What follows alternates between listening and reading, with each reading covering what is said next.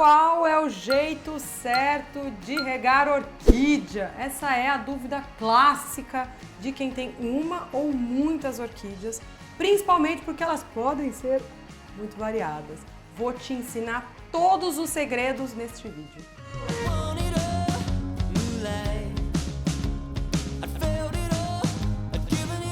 Antes de começar esse vídeo, eu tenho um dado chocante para você.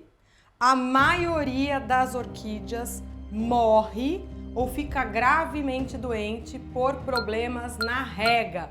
Não é adubo, não é vaso apertado, é a água que está errada. Então, primeira grande coisa, orquídea gosta de água, ela só não gosta de água acumulada nas raízes. Mas assim, nem eu nem você gostamos, né? Imagina que tá um dia quente, agradável, né? Você tá querendo se refrescar. E aí você passa o dia inteiro com o pé dentro de um balde. Não é gostoso. Pode ser agradável durante os primeiros minutos, talvez durante 1 hora, mas ficar 24 horas com o pé molhado não é gostoso. Então pense nisso quando você resolver colocar a sua orquídea direto num cachepô, sem furo, e achar que molhar desse jeito é uma boa ideia. Não é, tá? Quando a gente tem uma orquídea num cachepô, o certo é ela estar plantada num vaso e o vaso estar dentro de um cachepô, para você poder regar direito. Traga a orquídea para a torneira e vamos encharcar essa moça. Ó, água, frente e verso das folhas. No verso das folhas, a orquídea tem mais receptores de nutrientes e de água. Então, é onde ela tem mais capacidade de absorver água. Na parte de cima, geralmente, ela é envernizada. Vou molhar o musguinho, ó, com abundância, para garantir que a água penetrou completamente, ó. Posso diminuir o fluxo. Põe um pouco d'água. Insista no esfagno, porque se ele estiver muito ressecado, ele vira uma pedra. E a hora que você põe a água, ela vai para a borda do vaso e não chega a penetrar direito. Aqui eu tenho outro vaso com esfagno. Ele está úmido na superfície, mas pode ser que ele esteja seco lá no meio. Então, estou molhando a planta. Note que eu fujo das flores. Na natureza, chove na flor, claro, mas quando a gente tem orquídea em vaso, é legal a gente evitar molhar a florada para aumentar a durabilidade, assim a planta fica florida mais meses, tá? Você viu que eu molhei e o esfagno, de fato, hidratou inteiro. Quando ele não hidrata inteiro, ele fica branco. Você vê que ele solta pó com facilidade e muda de cor, fica com aquela cor de palha, não fica com essa cor mais escura aqui que ele tá. Quanto mais ressecado tiver o esfagno, mais difícil é de molhar, tá? Se tiver completamente estorricado, aí você vai ter que colocar numa vasilha com água e fazer a rega por imersão. A rega por imersão ela é boa nesses casos de grave desidratação, mas também é boa para as micro-orquídeas, especialmente se você tiver orquidiazinhas presas em madeirinhas, presas nesse tipo de estrutura, tá? É mais difícil de reter água nisso, então você pode fazer um chá, um chá de orquidinha. Posso deixar nessa rega por imersão durante 1, 2, 3 horas. Depois eu escorro a planta e ponho de volta no local em que ela estava, tá? Então vou deixar ela hidratando e comendo bocashi no cantinho aqui enquanto eu mostro as outras regas. Vamos supor que você tenha uma planta que está num vaso de barro. O barro chupa a água, então você tem que insistir mais ainda. Abro a torneira e molho. Essa hora da rega é a hora em que você tem mais intimidade com a planta, porque você parou o que você está fazendo para molhar.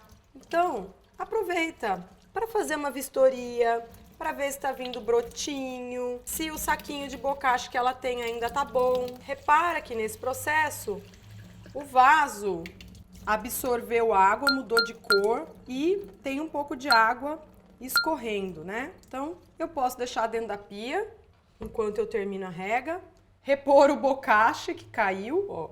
Se tiver saquinho como o meu, lembra de molhar também por cima do saquinho, tá? Vou pegar um outro exemplo. Phalaenopsis com flor. Quando a gente começa a treinar essa intimidade com a planta, você saca, em menos de um mês fazendo isso toda semana, você vai aprender a identificar quando a planta precisa de água só pelo peso do vaso. De pegar o vaso na mão, você saca se ela precisa de água ou não. No vaso transparente de Phalaenopsis é fácil de ver a água penetrando, tá vendo? Você vai vendo que as raízes vão ficando verdinhas lá dentro. Eu insisto. Na hora de regar, eu vejo as raízes mudando de cor. No começo elas são meio brancas, depois ficam mais verdinhas, à medida que vão absorvendo água. Agora uma jardinagem telepática clássica. Carol, mas molhou o miolinho. Paninho, algodãozinho, papel ou algo do gênero e você seca essa partezinha central da folha onde a água se acumula e que acaba sendo uma porta de entrada para fungos e bactérias. Só fazer isso já resolveu o seu problema, tá? Se a planta fica num local arejado, perto de uma janela que permanece aberta, você não precisa se preocupar com isso. E você vai ver também que as Phalaenopsis velhas, né, a planta que já está há bastante tempo no vaso, ela vai se inclinando para fora do vaso. A folhagem tomba para fora, como se fosse um escorregador de água, uma rampa para expulsar o excesso de água das chuvas, uma sabedoria muito legal da planta na natureza. Ela faz isso justamente porque é orquídea e não bromélia. Excesso de água no copinho acaba apodrecendo a planta bem no olhinho e aí ela morre inteira, tá? Mais um exemplo. Tenho aqui uma grapete, uma orquídea terrestre, num vaso de plástico. Eu vou molhar tomando aquele cuidadinho também de dar um trato, né? Tá cheio de palhinha solta, vamos tirar. Só que tem um truque. Antes de você adubar, você rega, tá? A planta vai absorver muito melhor o adubo se o substrato estiver molhado. Eu sei que por uma questão de facilidade, a gente tenta fazer as duas coisas ao mesmo tempo. Nesse tipo de rega dá certo. Rega por imersão, eu posso pôr o adubo lá dentro e deixar a planta ficar um pouquinho de molho. Poderia fazer até assim, ó, botar várias orquídeas lá dentro para elas todas aproveitarem o adubo. Qual é o risco disso? Só se você tiver com uma planta com doença bacteriana ou fúngica, vai passar de uma para outra, todo mundo nessa banheirinha aí já era, tá? Mas a maioria das vezes isso é só uma coisa assim de alarme, mas que não acontece, viu? Ó, achei aqui mais um pedacinho de haste velha. Tirar. Ok, tem um belo trato nela. Essa folha que tá amarela eu não vou tirar porque tá amarela só numa parte, o restante dela a planta tá usando e vou dar aquela bela regada. Ponho água, esse vaso estava mais seco. Demora um pouco para entrar, ó. Demora um pouco. Só por esse pouquinho que está escorrendo não é o suficiente. Insisto. Se eu quiser colocar um pouquinho de bocache no vaso, por exemplo, agora que está molhado, né? Eu venho aqui com a pontinha dos dedos e coloco um pouquinho. Tô pondo bem pouco, menos do que o certo, que seria uma colherinha de café, porque esse vaso já tem osmocote, que é um adubo de liberação lenta mineral. Ó, essas bolinhas aqui são do osmocote. Eu vi na hora que eu tava regando, ó. Não é cocô de bicho, viu? Nem ovo. É adubo mineral. E aí, molho por cima do bocache para ele penetrar na terra. Último exemplo. Esse aqui é justamente o que causa mais dúvida. Tenho uma planta num vaso que tá mais para fora que para dentro. ou uma planta velha, né? Essa daqui é uma planta que está precisando de replante, dividir a toceira, me livrar desses pseudobulbos, ó, que estão velhos. Mas eu não vou fazer isso hoje, eu vou te mostrar como regar num caso assim. De novo, é mais fácil por imersão. Então, pego um balde, uma tigela ou tapo o tanque, ponho água. A água tem que alcançar até o limite da borda, não pode passar dele, senão o substrato lá dentro vai ficar boiando, tá? Presta atenção nisso se você estiver usando o tanque para fazer a rega por imersão. Daí, eu vou aproveitar o amigo bocashi líquido. Carol, não tenho bocashi líquido, como é que eu faço? Não sofre. Você vai fazer assim, ó. Preparei o meu chazinho. Pego a plantinha velha, né, minha velhota, e ponho de molho e um beijo, esqueço ela aí. Veja, na rega por imersão, a planta pode ficar algumas horas, pode ficar de um dia para o outro.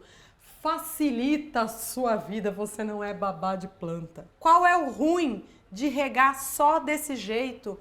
É que as folhinhas não recebem aquela água amiga, tá? Se você já resolveu, já tem certeza que deu uma boa regada, dá um reforço depois na torneira, tá? Então volto pra cá e molho bem, ó, frente e verso das folhas. Aproveito para tirar pó.